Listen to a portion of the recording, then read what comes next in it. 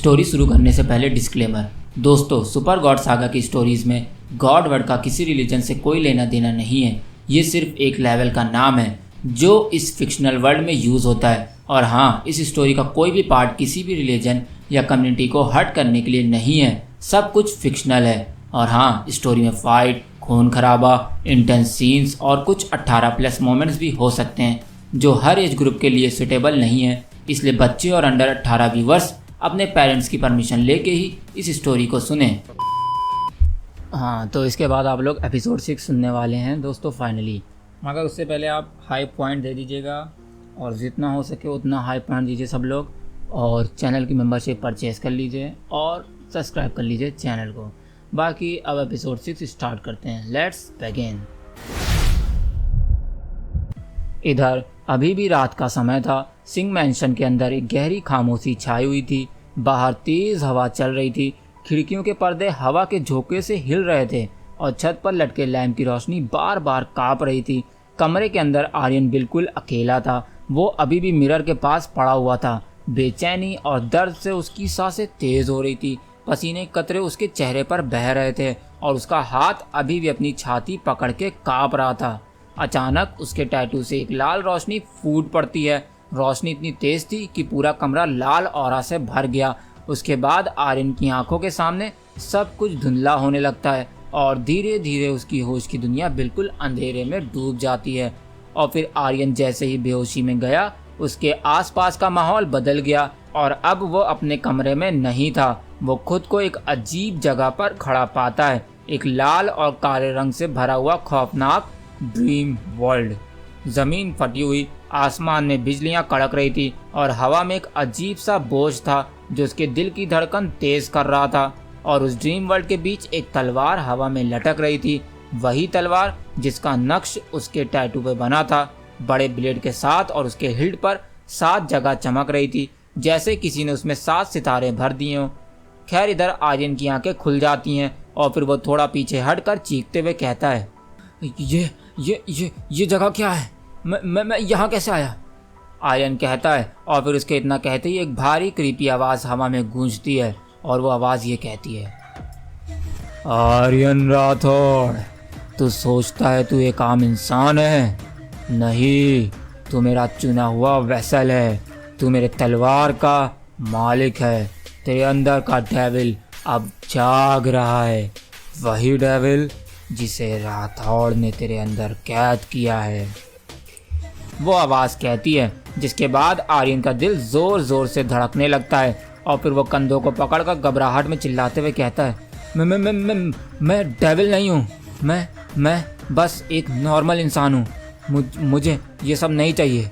आर्यन अकलाते हुए कहता है, लेकिन तभी इधर वो आवाज़ और तेज़ हो जाती है और वो फिर से गूंजती है, तू चाहे या ना चाहे, तू या तो मसीहा बनेगा या वो डेविल जो इस ब्रह्मांड को बर्बाद कर देगा, वो भी मेरे हाथों। वो डेविलिश आवाज़ कहती है, जिसके बाद आर्यन के पैर थरथराने लगते हैं और उसकी आंखों से लाल आंसू टपकने लगते हैं। और फिर आर्यन ज़मीन पे घुटनों के बल गिर जाता है और उसके आंसू लाल रंग में बदल चुके होते हैं, जैसे उसकी आंखों से खून टपक रहा हो। उसका दिल इतनी तेज़ धड़क रहा था कि उसके कानों में सिर्फ धड़ धड़ की आवाज़ गूंज रही थी। हालांकि तभी उसके टैटू से एक धमाका होता है, जिसके बाद लाल और काले रंग की रोशनी का एक तेज़ पल्स निकलता है जो पूरे ड्रीम वर्ल्ड में फैल जाता है। धरती कांप जाती है, आसमान की बिजलियां और ज़्यादा तेज़ चमकने लगती हैं और वहीं उस पल्स से आर्यन के सामने एक शैडो फिगर बनता है। उसका चेहरा अंधेरे में छुपा हुआ है, सिर्फ 2 जलती हुई लाल आंखें दिख रही थी। उसका रूप आर्यन के अपने साए जैसा था, जैसे उसका एक दूसरा वर्जन जो शैतान यानी डेविल बन चुका हो। खैर, इधर वो फिगर धीरे धीरे आर्यन के पास आता है, जिसके बाद हर कदम पर धरती हिलती है और वहीं आर्यन का दर्द और भी ज़्यादा बढ़ जाता है। हालांकि तभी फिगर की आवाज़ आर्यन के दिमाग के अंदर गूंजती है, सीधा उसके दिल को चीरकर, इंसान, तू कभी इंसान था ही नहीं। तू एक तलवार का वारिस है। तू एक लहू से लिखी हुई किस्मत है।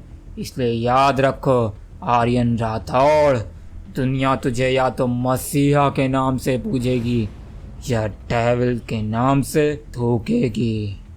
वो डेविल शैडो कहती है, जिसके बाद आर्यन अपना सर जोर से पकड़ लेता है और फिर चीखते हुए कहता है, चुप हो जाओ तुम।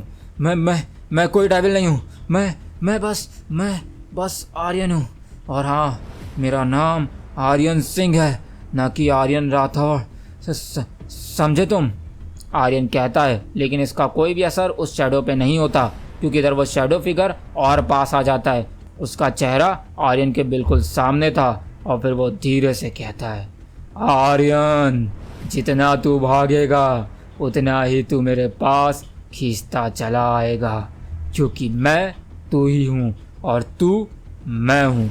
और हाँ, एक ना एक दिन तुझे पता चल ही जाएगा कि आखिर तू है कौन। इतना कहकर शैडो फिगर अपना हाथ आर्यन की छाती पर रखता है और वहीं इधर जैसे उसका हाथ टच करता है आर्यन की बॉडी को, तभी आर्यन के अंदर से एक और शॉकवेव निकलता है, इतना तेज कि आर्यन एक जोर की चीख के साथ पीछे उछल जाता है, जिसके बाद आर्यन की आंखों में सिर्फ अंधेरा भर जाता है और उसके होठों से सिर्फ एक लफ्ज निकलता है, मैं शैतान नहीं हूँ, मैं नहीं हूँ, आर्यन कहता है। और फिर वो धड़ाम से नीचे गिर जाता है, ड्रीम वर्ल्ड के अंधेरों में डूबते हुए। खैर, इधर सिंह मैंसन के अंदर रात का सन्नाटा अभी भी वैसे का वैसा था। बाहर तेज हवा चल रही थी, लेकिन अंदर एक तूफान पैदा हो गया था।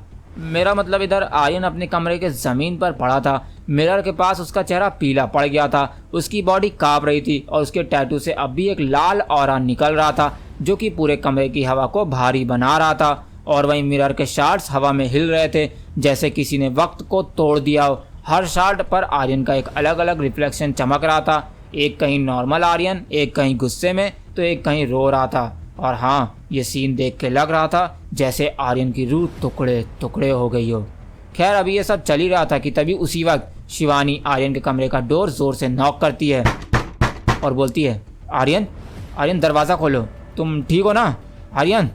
शिवानी कहती है, लेकिन कमरे के अंदर से कोई जवाब ना पाके शिवानी घबरा जाती है, इसलिए वो एक झटके में दरवाज़ा तोड़कर अंदर घुस जाती है। और फिर ऐसा करते ही उसके सामने जो नज़ारा आता है उसे देख के उसके पैर थरथरा जाते हैं, क्योंकि इधर वो देखती है कि आर्यन ज़मीन पर पड़ा है। उसके आसपास टूटे हुए शीशे की चमक और उसके टैटू से निकलती लाल रोशनी पूरे कमरे को भयानक बना रही है। हवा इतनी भारी थी कि शिवानी को सांस लेना मुश्किल लग रहा था, लेकिन फिर भी वो हिम्मत जुटाते हुए कहती है, ये क्या हो रहा है? शिवानी की आवाज़ थरथराती है और फिर वो धीरे धीरे आर्यन के पास जाती है। इसके पैरों के नीचे शीशे के टुकड़े क्रंच करते हैं और उसकी आंखें आर्यन के टैटू से निकलती रोशनी पर टिक जाती है। और वहीं इधर वो टैटू अब एक हार्ट बीट की तरह धड़क रहा था, थक थक, और हर धड़कन के साथ उस टैटू से एक छोटी सी शॉकवेव निकल रही थी। खैर, इधर शिवानी आर्यन के पास झुकती है और फिर उसका चेहरा पकड़कर कहती है, भाई उठो, प्लीज़ उठो, मुझे डराओ मत आर्यन। शिवानी कहती है, लेकिन आर्यन की आंखें बंद थी। उसकी बॉडी थोड़ी थोड़ी हिचकियों की तरह ऊपर नीचे हो रही थी, जैसे अंदर से कोई और एनर्जी उसे तोड़ मरोड़ रही हो। इसलिए इधर ये देख के शिवानी के आंख में आंसू भर आते हैं और उसके चेहरे पर डर भी है, लेकिन उससे ज़्यादा अपने भाई के लिए चिंता। खैर, अभी शिवानी रो ही रही थी कि तभी आर्यन की आंखें एक पल के लिए खुल जाती हैं, पर वो आर्यन की नॉर्मल आंखें नहीं थी। उनमें एक रेड ब्लैक फ्लेम चमक रही थी, जिसे देख के शिवानी का दिल एक पल के लिए रुक सा जाता है और वो पीछे हटना चाहती है, पर उसके पैर हिलते ही नहीं है आर्यन को छोड़ के। खैर, इधर वहीं आर्यन धीरे से बस एक लफ्ज़ बोलता है बेहोश होने से पहले, मैं नहीं हूँ डेविल। आर्यन कहता है और फिर से बेहोश हो जाता है, जिसके बाद आर्यन का बेहोश शरीर ज़मीन पर पड़ा था, लेकिन उसका टैटू अभी भी एक हार्ट बीट की तरह धड़क रहा था। और वहीं हर धड़कन के साथ कमरे की हवा और भारी होती जा रही थी, थक थक थक। और वहीं शिवानी उसके पास घुटनों के बल बैठी थी। उसके हाथ आर्यन के कंधों पर थे, लेकिन जैसे ही वो उसको हिलाने की कोशिश करती है, एक छोटा सा शॉक उसकी उंगलियों को जला देता है, जिससे शिवानी के मुंह से एक चीख निकल आती है, आह! शिवानी ज़ोर से चिल्लाती है और फिर अपना हाथ पीछे खींचती है, लेकिन उसकी आंखें आर्यन के टैटू पर जम जाती है, क्योंकि अब उस टैटू की रोशनी धीरे धीरे और तेज़ हो रही थी। और फिर तभी एक पल में आर्यन के शरीर से एक तेज़ पल्स निकलती है, जैसे बॉम्ब फूट गया हो, जिसके बाद पूरे कमरे का मिरर, फर्नीचर और खिड़कियों के शीशे एक साथ क्रैश करके टूट जाते हैं। हालांकि वहीं हवा में शीशे के टुकड़े फ्रीज हो जाते हैं, जैसे वक्त रुक गया हो। हर टुकड़े में आर्यन का एक अलग रिफ्लेक्शन चमक रहा था। एक रो रहा है, एक गुस्सा कर रहा है, एक चीख रहा है।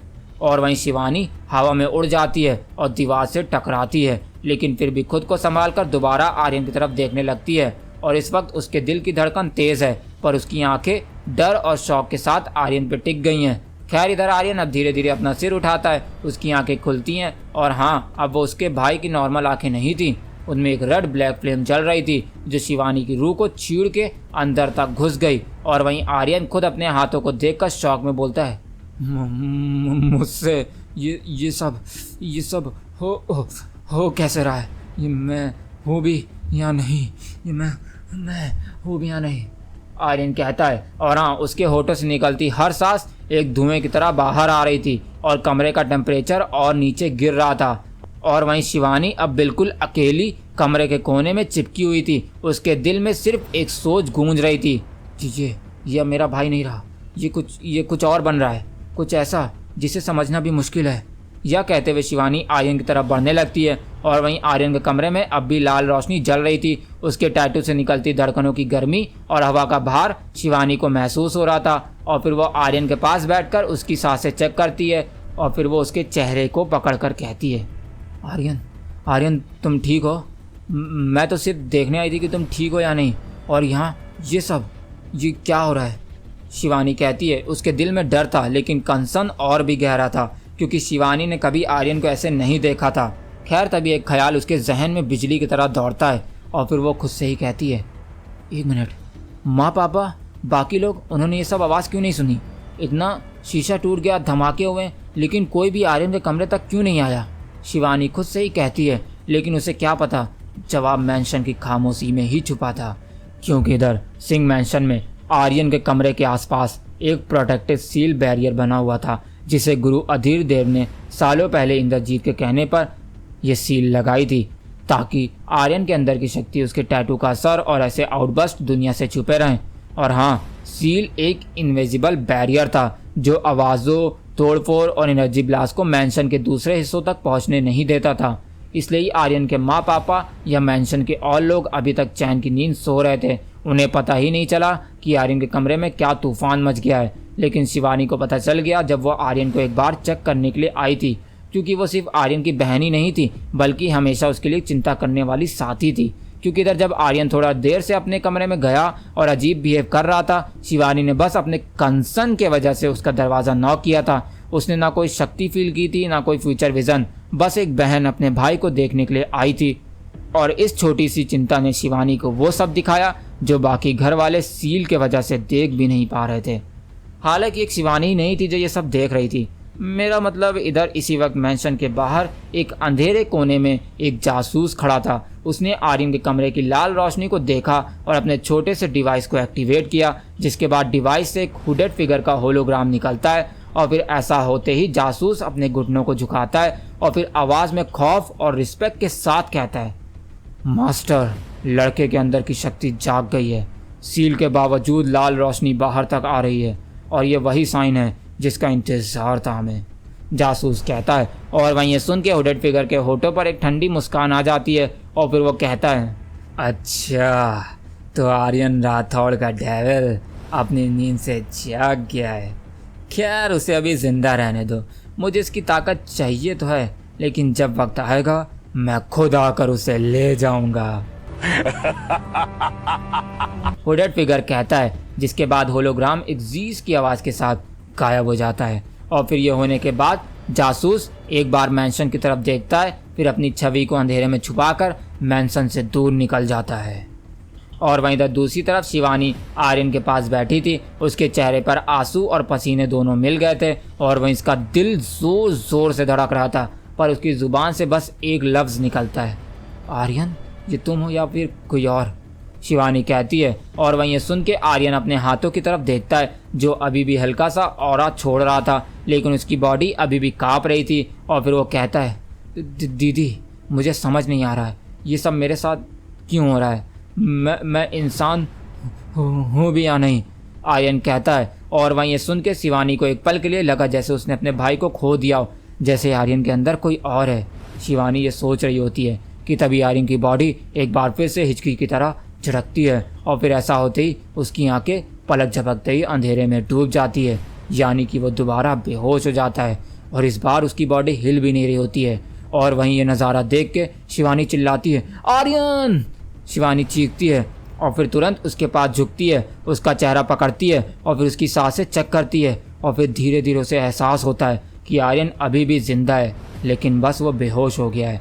इसलिए शिवानी अपने आंसू पोंछती है, खुद को संभालती है और फिर बहुत मुश्किल से आर्यन को अपने कंधे और हाथों पे उठाकर उसे बेड पर लेटाती है और फिर वो देखती है कि आर्यन के चेहरे पर अब भी लाल औरे का हल्का सा झलक है, लेकिन वो धीरे धीरे कम हो रहा था। इसलिए इधर शिवानी उसके बालों को एक बार हाथ से सेट करती है और फिर उसकी तरफ देखकर धीरे से कहती है, आर्यन मेरे भाई, मुझे समझ नहीं आ रहा तुम्हारे साथ ये सब हो क्या रहा है, लेकिन आर्यन, पर जो भी हो मैं तुम्हें अकेला नहीं छोड़ूंगी, मैं हमेशा तुम्हारे साथ हूँ, शिवानी कहती है। और फिर वह आर्यन को कंबल से ढककर खुद एक गहरी सांस लेती है और फिर एक पल के लिए उसके चेहरे पे बस कन्फ्यूज़न और खौफ दिखाई देता है, लेकिन फिर भी उसने खुद को फोर्सफुली उठाया और फिर आर्यन को एक और बार देखने के बाद कमरे से निकल गई और अपने रूम में वापस चली गई, जिसके बाद कमरा फिर से खामोश हो गया और सिर्फ आर्यन की धीमी सांसें सुनाई दे रही थीं। जिसके बाद कैमरा धीरे धीरे आर्यन के टैटू पर जूम करता है जो अब शांत था, लेकिन उसके अंदर एक आने वाले तूफान का राज छुपा हुआ था।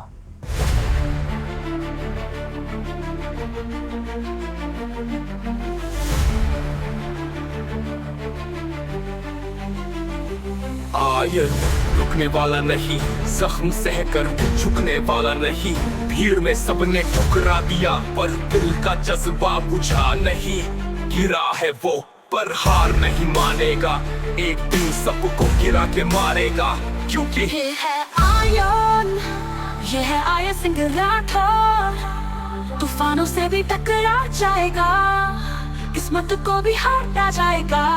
ये है आर्यन, ये है super devil Aryan, care for the big boy।